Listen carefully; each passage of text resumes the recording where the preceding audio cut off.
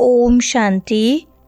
आज की मुरली का सार। मीठे बच्चे, बड़े बड़े स्थानों पर बड़े बड़े दुकान खोलो, सर्विस को बढ़ाने के लिए प्लान बनाओ, मीटिंग करो, विचार चलाओ। प्रश्न है, स्थूल वंडर्स तो सब जानते हैं, लेकिन सबसे बड़ा वंडर कौन सा है जिसे तुम बच्चे ही जानते हो? उत्तर है, सबसे बड़ा वंडर तो यह है जो सर्व का सद्गति दाता बाप स्वयं आकर पढ़ाते हैं। यह वंडरफुल बात बताने के लिए तुम्हें अपने अपने दुकानों का भबका करना पड़ता है, क्योंकि मनुष्य भबका देखकर ही आते हैं। तो सबसे अच्छा और बड़ा दुकान कैपिटल में होना चाहिए ताकि सब आकर समझें। सुनते हैं मुख्य पॉइंट्स। पहली पॉइंट, शिव भगवानुवाच।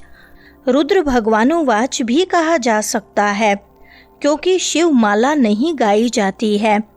जो मनुष्य भक्ति मार्ग में बहुत फेरते हैं उसका नाम रखा हुआ है रुद्र माला। बात एक ही है, परंतु राइट वे में शिव बाबा पढ़ाते हैं। वह नाम ही होना चाहिए, परंतु रुद्र माला नाम चला आता है तो वह भी समझाना होता है। शिव और रुद्र में कोई फर्क नहीं है। बच्चों की बुद्धि में है कि हम अच्छी रीति पुरुषार्थ कर बाबा के माला में नज़दीक आ जाएं। दूसरी पॉइंट, तुम बच्चों की रेस है रुद्र माला में पिरोने की। यह है रूहानी रेस, वह है शिव बाबा की सब मनुष्य मात्र की माला। ऐसे नहीं कि सिर्फ 108 या 16,108 की माला है, नहीं, जो भी मनुष्य मात्र हैं सबकी माला है। बच्चे समझते हैं नंबरवार हर एक अपने अपने धर्म में जाकर विराजमान होंगे, जो फिर कल्प कल्प उसी जगह पर ही आते रहेंगे। यह भी वंडर है ना। दुनिया इन बातों को नहीं जानती। तुम्हारे में भी जो विशाल बुद्धि वाले हैं वह इन बातों को समझ सकते हैं। तीसरी पॉइंट, यह वंडरफुल बातें हैं। मनुष्य यह स्थूल वंडर सब देखते हैं, परंतु वह तो कुछ भी नहीं है। यह कितना वंडर है जो सर्व का सद्गति दाता परम पिता परमात्मा आकर पढ़ाते हैं। तुमको यह सब पॉइंट्स भी धारण करनी है। मूल बात है ही गीता के भगवान की। इस पर जीत पाई तो बस। गीता है ही सर्वशास्त्रमयी शिरोमणि, भगवान की गाई हुई। पहले पहले यह कोशिश करनी है। आजकल तो बड़ा भबका चाहिए। जिस दुकान में बहुत शो होता है वहाँ मनुष्य बहुत घुसते हैं, समझेंगे यहाँ अच्छा माल होगा। चौथी पॉइंट, बच्चों को विचार सागर मंथन करना चाहिए कि कैसे सर्विस बढ़े। बड़ा दुकान निकालेंगे तो बड़े बड़े आदमी आएंगे। बड़े आदमी का आवाज़ झट फैलता है। पहले पहले तो यह कोशिश करनी चाहिए सर्विस के लिए बड़े से बड़ा स्थान ऐसी जगह बनाएं जो बड़े बड़े मनुष्य आकर देखकर वंडर खाएं, और फिर वहाँ समझाने वाले भी फर्स्ट क्लास चाहिए। कोई एक भी हल्की बीके समझाती है तो समझते हैं शायद सब बीके ही ऐसी हैं, इसलिए दुकान पर सेल्समैन भी अच्छे फर्स्ट क्लास चाहिए। पांचवी पॉइंट, वह विनाशी धन तो कोई काम नहीं आएगा।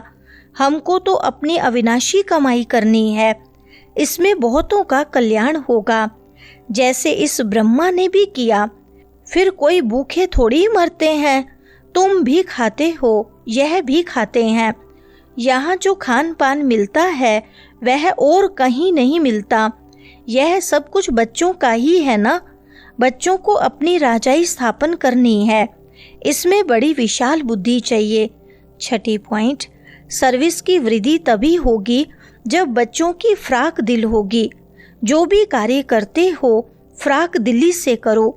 कोई भी शुभ कार्य आपे ही करना यह बहुत अच्छा है।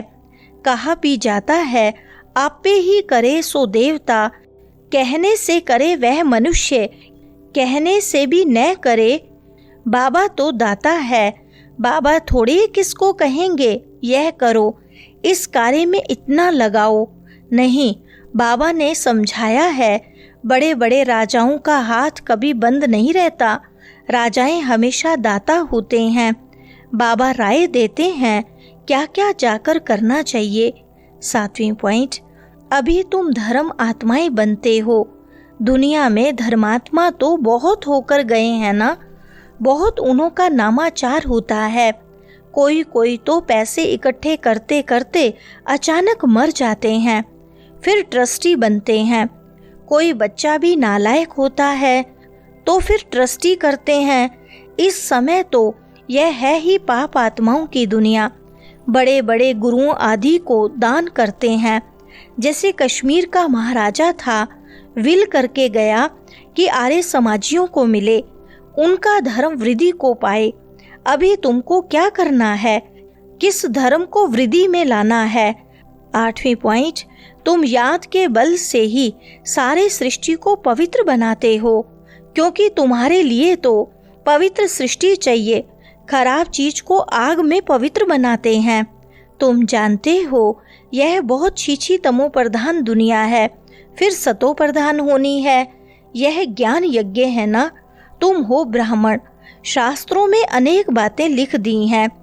यज्ञ पर फिर दक्ष प्रजापिता का नाम दिखाया है। यज्ञ का वर्णन कायदे सिर है नहीं। अभी तुम बच्चों ने ज्ञान यज्ञ रचा है श्रीमत से। यज्ञ में आहुति डालनी है। यह बड़ा भारी यज्ञ है जिसमें सारी पुरानी दुनिया सुहा होनी है। 9वां पॉइंट, उस पढ़ाई के साथ फिर यह पढ़ाई भी मिलती है। पढ़ाई से बातचीत करने का अकल आ जाता है, मैनर्स अच्छे हो जाते हैं। अनपढ़े तो जैसे भुट्टू होते हैं, कैसे बात करनी चाहिए अकल नहीं। बड़े आदमी को हमेशा आप कह बात करनी होती है। यहाँ तो कोई कोई ऐसे भी हैं जो पति को भी तुम कह देंगी। आप अक्षर रॉयल है, बड़े आदमी को आप कहेंगे। 10वां पॉइंट, दिल्ली में सबको संदेश देना चाहिए। एडवर्टाइजमेंट बहुत अच्छी करनी है।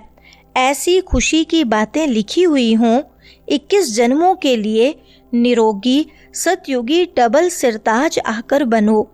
घर में भी ऐसे बोर्ड चित्र आदि लगे हुए हों। अपना धंधा आदि भल करो, साथ साथ सर्विस भी करते रहो। बाबा बिजनेसमैन भी तो है ना। तुमसे कखपन पाई पैसे लेकर एक्सचेंज में क्या देता हूँ। इसलिए गाया जाता है रहम दिल, कोड़ी से हीरे जैसा बनाने वाला। बलिहारी एक बाप की है, बाप न होता तो तुम्हारी क्या महिमा होती। 11वां पॉइंट, तुम बच्चों को फकुर होना चाहिए कि भगवान हमको पढ़ाते हैं। एम ऑब्जेक्ट नर से नारायण बनने की सामने खड़ी है। पहले पहले जिन्होंने अव्यभिचारी भक्ति शुरू की है वही आकर ऊंच पद पाने का पुरुषार्थ करेंगे।